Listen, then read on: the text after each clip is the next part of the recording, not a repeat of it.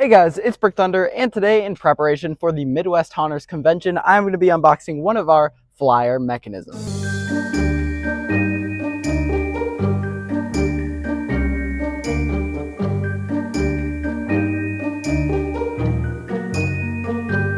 Alright, so these things are way upgraded this year. Right away you can tell this is actually what we're bringing them to the show in. You get one of these giant coffin cases, and this is carrying the entire mech inside. It is a 6-foot coffin, but also it carries the prop. It has a handle on top, it has wheels on the bottom, and these are literally going to be rolled in and cash and carry at the show. So we're super excited about that because last year we didn't bring any to sell. It was just our 2 display ones that we took back, and then we just took orders online. So this time they're all cash and carry and ready at the show. So first we're starting with a flyer. I will be doing a video on the wings as well. We are bringing multiple pairs of wings. We're bringing 5 wings, 1 being the display, but that is also available, and 4 flyers, 1 being the display, which is also available.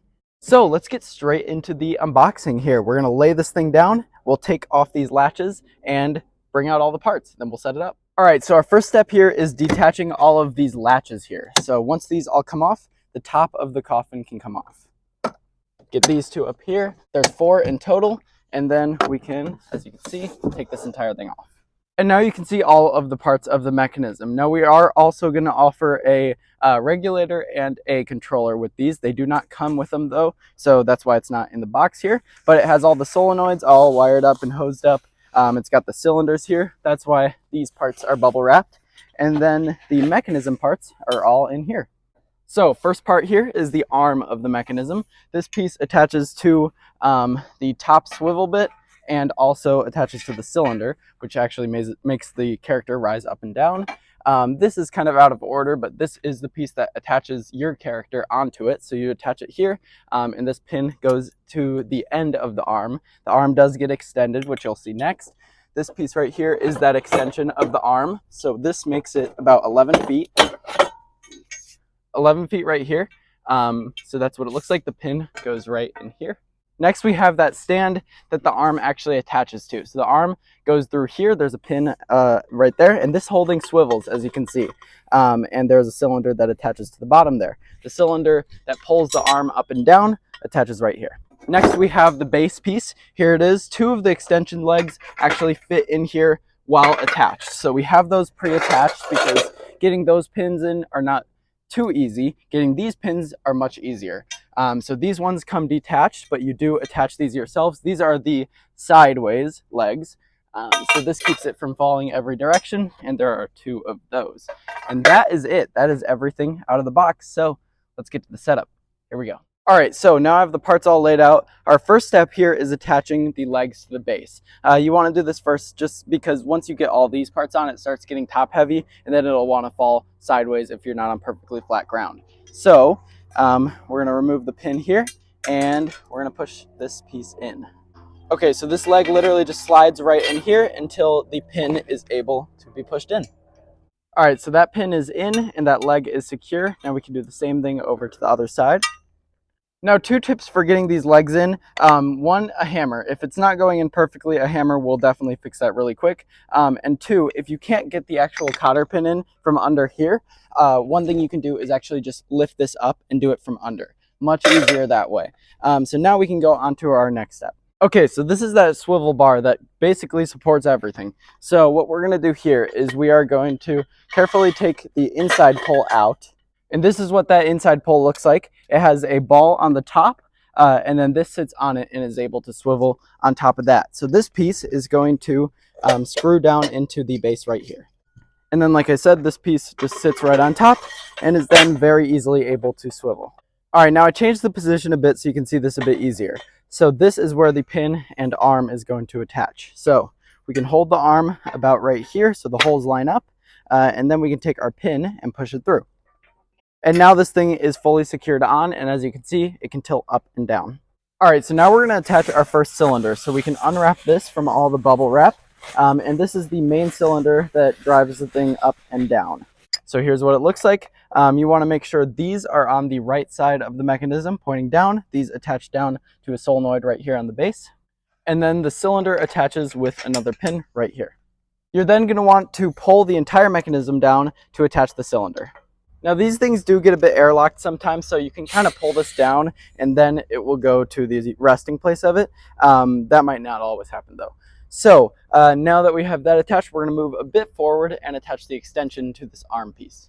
All right, so I have this a bit twisted so you can see it. So the extension is just going to slide in, and then we're going to use another pin to lock it in place. Okay, pin is locked in place, and now the arm is at its full length. We're then going to attach the character mount piece, and this piece also attaches with a pin right up here. That's locked in place, and now it is on a swivel for the character. All right, now we have our small cylinder here, so we can unwrap this, and this is going to screw in. So first we're going to take off the mount piece right here, because we do need to slide it through this hole right here. And then we can take off the nut right here, and this is going to lock it in place there. So I usually point these up or sideways. Either way works as long as that blue is matching. And now we can slide this over a tiny bit so it fits through all the way, and then we can lock the cylinder in place with this nut. We can then undo the pin here. This is the pin that locks the cylinder onto the swivel. Again, we're going to move the swivel out of the way, and then we're going to screw this piece back on. Once that's on, we can take our pin, we'll bring the swivel back, and we'll put the pin, and now that is locked in place. And our final step here is the solenoid. So we're going to unwrap the solenoids right here. This is what it looks like right out of the wrapping. You can tell what side goes where by the matching tape. So this over here is the red side, this over here is the blue side. As you can see, that's color coordinated on the base. So we're going to Velcro this one down on the red side, and then we're going to take our blue one and do the same thing over here on the blue side. One hose on each side is color coordinated to a cylinder. As you can see, the blue's over here, so you want to put that side in there. And then the empty hose, no color, goes on that side. We're going to do the same up to the main cylinder. The smaller hose with the red is color coordinated to the bottom of the cylinder, and then the empty one goes to the top. These wires right here go to the solenoids from a controller, which, like I said, we do offer separately. This can go to the pre-programmed controller, and then this is an NPT bit, and this just directly connects to the compressor and then splits to each solenoid controlling the cylinders. So other than you're attaching the controller, or other than attaching that regulator, this is the full setup of the mechanism. All right, so this is what it should look like fully set up. I also have a controller attached, and I'm going to quickly show you how that is done. Just like I said, these two wires just literally connect right there into the controller. Those wires are on all of them, even if you don't order a controller. So if you ever want to attach a controller separately, those are already there for you.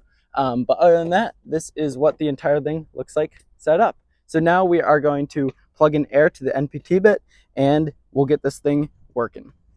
All right, so here it is. In a simple animation, this is just a test code. As you can see, no character mounted on it right now. You can mount your own right there on the L piece that, as you can see, is swiveling around. Now this thing flies up to 11 feet and has a pan of about 9 to 10 feet left and right. So yeah, it's got a good wide range of motion. As you can see, once the character's on there, he'll be swinging around looking like he's flying. And like I said, this is just a simple test code. This isn't going to be the one that's loaded on, but as you can see, that's what it looks like while it's moving. All right, so there it was, the 5 Points Props flyer mechanism. So this thing will be available at the Midwest Haunters Convention, 4 of them, including this display model.